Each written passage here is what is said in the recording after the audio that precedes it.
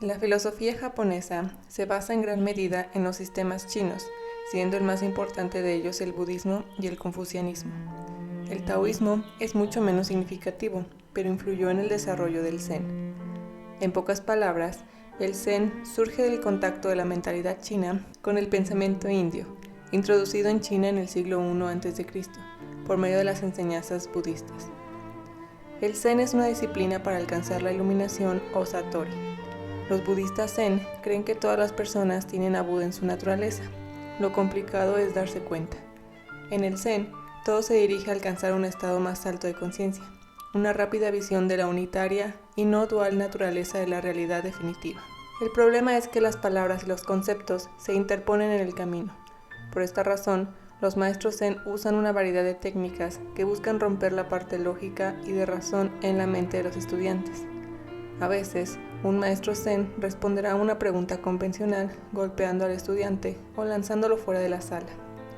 El zen ideal es un estado místico y unitario de conciencia que tiene un profundo impacto en muchos aspectos de las culturas china y japonesa, incluyendo las artes marciales, la pintura, la arquitectura, la jardinería y las ceremonias del té.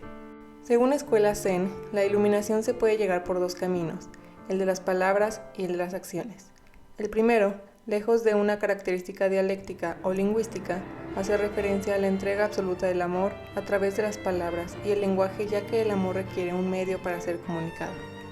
El segundo planteamiento es el de las acciones, pero en las acciones está implicado lo que nosotros llamamos cuerpo, de acuerdo a nuestro testimonio sensorial. Enseñar mediante la acción y aprender haciendo. La filosofía del zen parece atribuírsele características simples y banales, pero dentro de la mismidad o simplicidad de las cosas se encuentran grandes significados que pueden dar sentido y profundidad a esas características.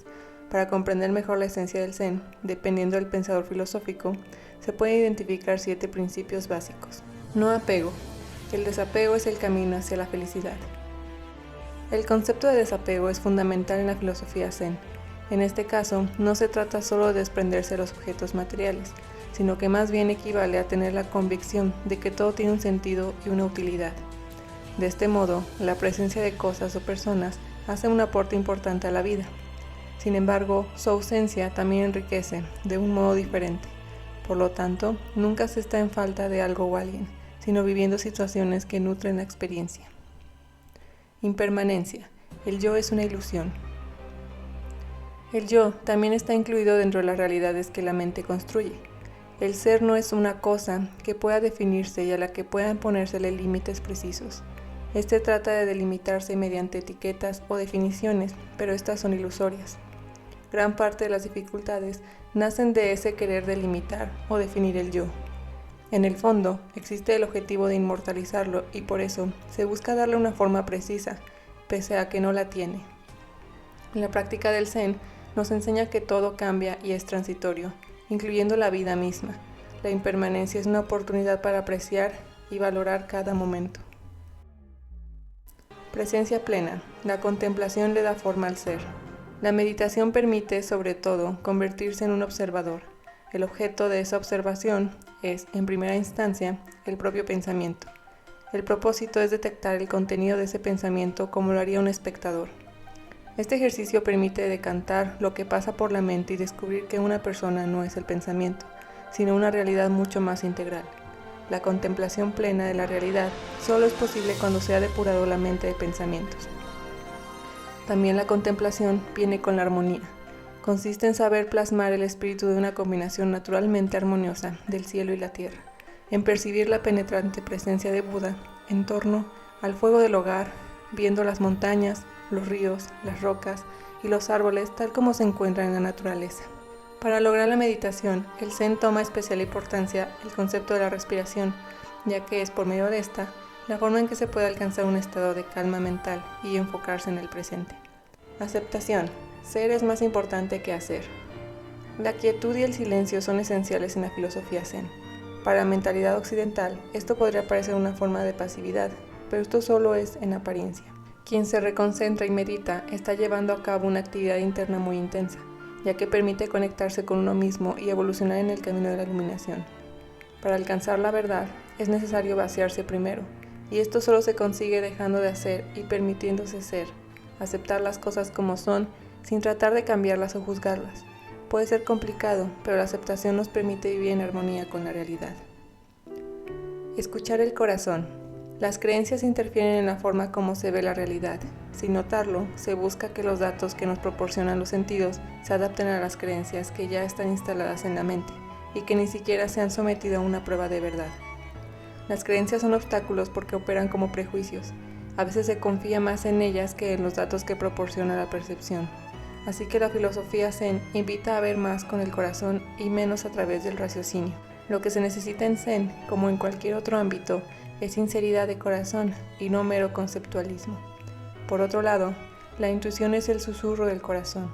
Por eso, el Zen defiende la intuición contra el intelecto, pues la intuición es una forma más directa de alcanzar la verdad y, por tanto, la iluminación. No conceptualización. La mente construye la experiencia. La filosofía Zen señala que la experiencia no es equivalente a la realidad. Es la mente la que le da forma a la experiencia y por lo tanto se trata de una construcción de la realidad y no de la realidad misma. Cada persona tiene la capacidad para elegir lo que piensa y cómo lo piensa. De hecho, todo el tiempo se hace esto, seleccionar un enfoque para observar la realidad. Sin embargo, no se es consciente de ello. En el estudio del Zen, la conceptualización y el raciocinio deben desaparecer. La experiencia de la iluminación se abre por sí misma cuando se llega, finalmente, al punto en que la intelectualización muere. La unidad, el estado natural. Cuando se habla de unidad en la filosofía Zen, a lo que se refiere es a una compenetración profunda con todo lo existente. La contemplación es eso, no mirar la realidad desde afuera, sino adentrarse en la esencia de lo que se mira y fusionarse con ello. El Satori debe ser el resultado de la propia vida interior y no una implantación verbal venida desde afuera. La separación entre todo aquello que compone el universo también es ilusoria. Cada ser forma parte de ese todo y solo cuando logra compenetrarse con ello alcanza la armonía y el equilibrio interior, condiciones necesarias para llegar a la iluminación. Por eso, el Zen se empeña tanto en ir más allá de la dualidad, ya que aquí, cuando se trasciende la vida y muerte, bien y mal, ser y no ser, la mente llega a un estado conocido como Mushin, no mente. Cualquier arte se fusiona con el Zen. El Zen y el arte de la espada. Desde el inicio, el Zen estuvo íntimamente relacionado con la historia de los samuráis y continúa como parte del arte de la espada en Japón. Al inicio, el Zen se entendía desde dos formas, moral y filosófica. Moralmente, porque el Zen es una religión que nos enseña a no mirar atrás una vez el curso de las cosas está decidido. Filosóficamente, porque defiende la intuición contra la intelección, pues la intuición es una forma más directa de alcanzar la verdad. Puntos que forjaron lo que finalmente vino a constituir el término de Bushido, una filosofía del samurái que consistía en lealtad, dignidad y benevolencia. El pensamiento del samurái consideraba cada día de su vida como el último y lo dedicaban al cumplimiento de sus obligaciones.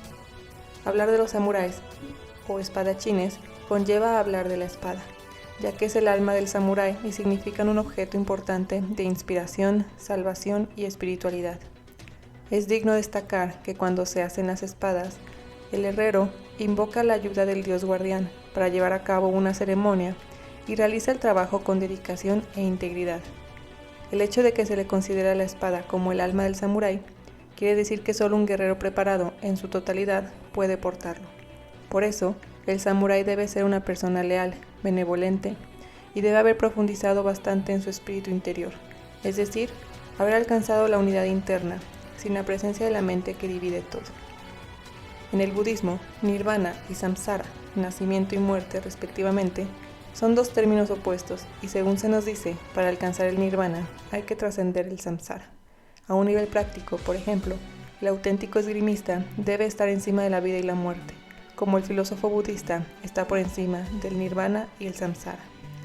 La filosofía puede quedar al cuidado de las mentes intelectuales.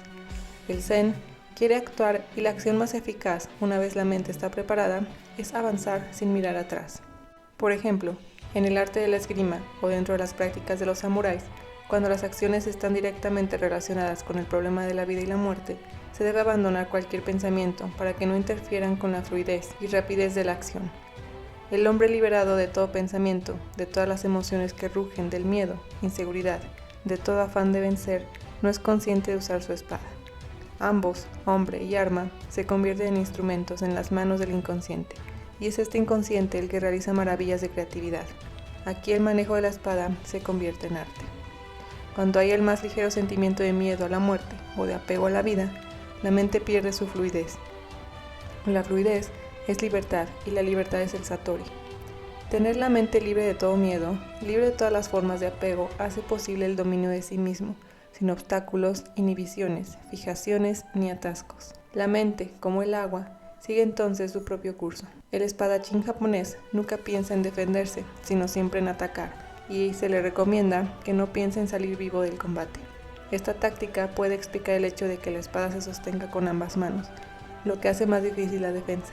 Estar siempre a la ofensiva, sin pensar en la defensa, significa que la mente está presta, en cualquier circunstancia, a golpear al enemigo sin tener en cuenta la propia seguridad. Absolutamente libre, por tanto, del miedo o la idea de la muerte. Solo así podían enfrentarse a sus contrincantes y cumplir sus obligaciones. Solo así podían vivir en honor del arte de la espada.